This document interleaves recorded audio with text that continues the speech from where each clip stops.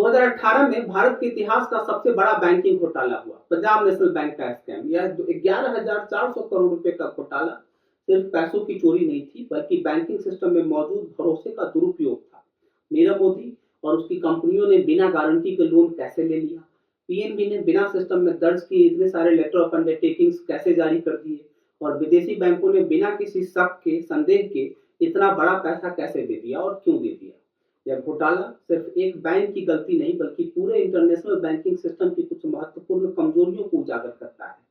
इस घोटाले को समझने के लिए हमें सबसे पहले यह समझना होगा कि इंटरनेशनल ट्रेड में भरोसे की समस्या सबसे बड़ी चुनौती क्यों होती है। जब कोई भारतीय कंपनी विदेश से माल खरीदती है, तो दोनों पक्षों के बीच में भरोसे की समस्या होती है। एक्सपोर्टर को यह डर होता है कि उसे समय पे पैसे मिलेंगे या नहीं मिलेंगे।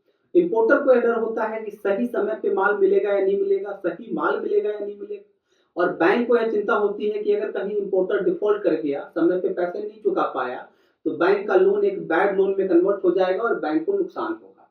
इस समस्या को हल करने के लिए बैंकिंग सिस्टम में कुछ टूल्स का इस्तेमाल किया जाता है, जिनमें से एक है लेटर ऑफ अंडरटेकिंग। यह एक बैंक की गारंटी होती है जिसे एक बैंक जारी करता है, ताकि विदेश में बैठे एक्सपोर्टर को यह भरोसा हो कि उसे तय समय पे पैसे मिल जाएंगे। जब कोई भारतीय कंपनी विदेश से सामान मंगवाना चाहती है, तो वह अपने बैंक के पास जाती है और बैंक उसके लिए लेटर ऑफ अंडरटेकिंग जारी करता है। यह लेटर ऑफ अंडरटेकिंग विदेशी एक्सपोर्टर के बैंक को भेजा जाता है, जिससे कि उसे यह भरोसा मिलता है कि समय पे उसे पैसे मिल जाएंगे। इससे एक्सपोर्टर को भरोसा मिलता है, इंपोर्टर को तुरंत पैसे देने की जरूरत नहीं होती है, और बैंकिंग सिस्टम व्यापार को सुगम और सरल बनाता है। अब इसे एक उदाहरण से समझते हैं। मान लीजिए कि रिलायंस इंडस्ट्री, जो कि इंडिया की सबसे बड़ी कंपनियों में से एक है, भारत में एक बड़ी फैक्ट्री लगा रही है, और उसे सीमेंस इंडस्ट्री, जो कि जर्मनी की एक कंपनी है, उससे मशीनरी खरीदनी है। लेकिन यहाँ भरोसे की समस्या है। सीमेंस कहता है कि पहले पैसे दो फिर मशीन भेजेंगे, जबकि रिलायंस कहता है कि पहले मशीन भेजो फिर पैसे देंगे। अब अगर दोनों को एक दूसरे पे भरोसा नहीं है, तो व्यापार तो हो ही नहीं पाएगा। ऐसे में रिलायंस अपने bank state bank of India के पास जाएगा और कहेगा कि सीमेंस के बैंक को एक लेटर ऑफ अंडरटेकिंग जारी कर दीजिए। State bank of India letter of undertaking जारी करता है और इसे डॉइच बैंक, जो कि सीमेंस का बैंक है, के पास भेज देता है। अब सीमेंस को भरोसा हो जाता है कि अगर रिलायंस समय पे पैसे नहीं देता, तो स्टेट बैंक ऑफ इंडिया इस गारंटी को पूरा करेगा और डॉइच बैंक को पैसे देगा। इस भरोसे के आधार पे सीमेंस मशीनरी भेज देता है और 90 दिनों के भीतर रिलायंस का bank state bank of India siemens के बैंक को पैसे दे देता है। लेटर ऑफ अंडरटेकिंग का फायदा यह है कि इससे इंटरनेशनल ट्रेड आसान हो जाता है, क्योंकि एक्सपोर्टर को बिना किसी जोखिम के पैसे मिलने की गारंटी मिलती है। इंपोर्टर को तुरंत पैसे देने की जरूरत नहीं होती और बैंक को ट्रांजैक्शन फीस से कमाई हो जाती है, दोनों बैंकों को। लेकिन अगर इसी लेटर ऑफ अंडरटेकिंग सिस्टम का दुरुपयोग हो, तो वही होता है जो पंजाब नेशनल बैंक स्कैम में 2018 में हुआ था। नीरव मोदी ने बैंक के कुछ कर्मचारियों की मिलीभगत से फर्जी लेटर ऑफ अंडरटेकिंग्स बनवाए और इसे स्विफ्ट के जरिए विदेशी बैंकों को भेज दिया। लेकिन पीएनबी के कोर बैंकिंग सिस्टम, जिसको कि शॉर्ट में सीबीएस भी कहते हैं, इनकी कोई एंट्री ही नहीं की गई। इसका मतलब यह हुआ कि बैंक के रिकॉर्ड में ये गारंटी मौजूद ही नहीं थी। जब विदेशी बैंकों ने इस लेटर ऑफ अंडरटेकिंग्स के आधार पर नीरव मोदी की कंपनियों को पैसे दे दिए, तो पीएनबी को इसका पता तक नहीं चल पाया।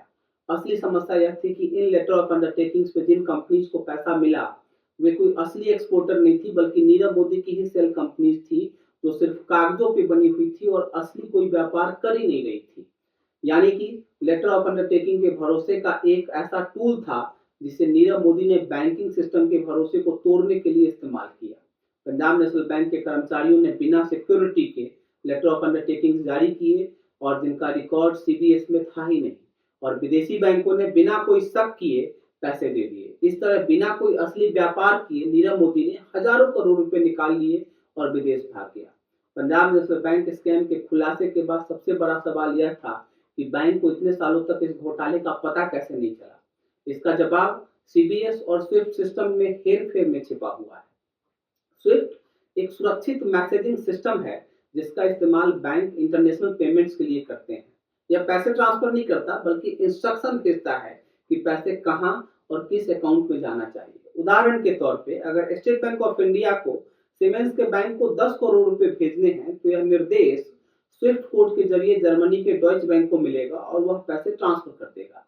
लेकिन अगर इस सिस्टम का गलत इस्तेमाल हो जाए तो बैंकिंग फ्रॉड का खतरा बढ़ जाता है। दूसरी ओर सीबीएस यानी कि कोर बैंकिंग सिस्टम बैंक के सभी ट्रांजैक्शंस का रिकॉर्ड रखता है, जिससे कि बैंक को पता रहता है कि उसे किससे कितने पैसे दिए हैं और किससे उसको कितने पैसे लेने हैं, मतलब कितनी राशि उसको वसूलनी है।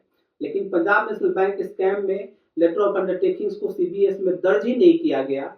इसका मतलब यह था कि बैंक के पास इस बात की कोई जानकारी ही नहीं थी कि उसने कितने लेटर ऑफ अंडरटेकिंग्स जारी किए हैं और उसे कितने पैसे की वसूली करनी है। नीरव मोदी ने बैंकिंग सिस्टम की इन कमजोरियों का फायदा उठाया और अपनी इन सेल कंपनीज के नाम पे फर्जी लेटर ऑफ अंडरटेकिंग जारी करवा लिए। पंजाब नेशनल बैंक के कुछ कर्मचारियों की मिली भगत से इस लेटर ऑफ अंडरटेकिंग्स को स्विफ्ट के जरिए सीधे विदेशी बैंकों तक भेज दिया गया। विदेशी बैंकों ने बिना शक किए पैसे दे दिए क्योंकि उन्हें लगा कि यह एक असली व्यापारिक ट्रांजैक्शन है। लेकिन पीएनबी के सीबीएस में इसकी कोई एंट्री नहीं थी, जिससे बैंक को कई सालों तक घोटाले की भनक तक नहीं लगी। जब घोटाले का खुलासा हुआ तब यह सवाल उठा कि पीएनबी इन लेटर ऑफ अंडरटेकिंग्स को मानने से इनकार क्यों नहीं कर सकता था। लेकिन बैंकिंग नियमों के अनुसार जब एक बैंक किसी विदेशी बैंक को गारंटी देता है तो उसे पूरा करना ही पड़ता है। अगर पीएनबी इन लेटर ऑफ अंडरटेकिंग्स को मानने से इनकार कर देता तो भारत के पूरे बैंकिंग सेक्टर की साख खत्म हो जाती। इसलिए जब विदेशी बैंकों ने पैसे की मांग की तो पंजाब नेशनल बैंक को उन्हें पैसे देने पड़े और नतीजा यह हुआ कि 11,400 करोड़ रुपए का घोटाला सामने आया। इस घोटाले के सामने आने के पहले से ही नीरव मोदी और उसका मामा मेहुल चोकसी भारत से फरार हो चुके। फरवरी 2018 में इस घोटाले का खुलासा हुआ, लेकिन उससे पहले ही नीरव मोदी लंदन भाग गया और मेहुल चोकसी एंटीगुआ बारबुडा की नागरिकता लेकर वहीं बस गया। मार्च 2019 में नीरव मोदी को लंदन में गिरफ्तार किया गया। भारत सरकार ने ब्रिटेन की अदालत में उसके प्रत्यर्पण की याचिका दायर की, जिसे 2021 में मंजूरी भी मिल गई, लेकिन नीरव मोदी ने ब्रिटेन की हाईकोर्ट में अपील कर दी, जिससे मामला अभी भी लंबित है। पीएनबी स्कैम से हमें क्या सीखना चाहिए? यह घोटाला सिर्फ एक बैंक की गलती नहीं थी, बल्कि पूरे बैंकिंग सिस्टम की सुरक्षा में एक बड़ी खामी को उजागर करता है। अब यह सवाल कि क्या अब हमारा बैंकिंग सिस्टम पूरी तरीके से सुरक्षित है घोटाले के 7 सालों के बाद भी? पंजाब नेशनल बैंक स्कैम के बाद भारतीय बैंकिंग सिस्टम में कई तरह के सुधार किए गए, लेकिन फाइनेंशियल फ्रॉड का खतरा अभी भी बना रहता है। आपका क्या विचार है? क्या पंजाब नेशनल बैंक के स्कैम के बाद भारत का बैंकिंग सिस्टम पहले से ज्यादा सुरक्षित हो गया है या अभी भी सुधार की जरूरत है? कमेंट करके मुझे बताइए। इस वीडियो को लाइक कीजिए, शेयर कीजिए, सब्सक्राइब करना मत भूलिए अगर आपको यह वीडियो अच्छा लगा है तो। मिलते हैं अगले वीडियो में किसी और इंटरेस्टिंग टॉपिक के साथ। तब तक के लिए धन्यवाद। नमस्कार।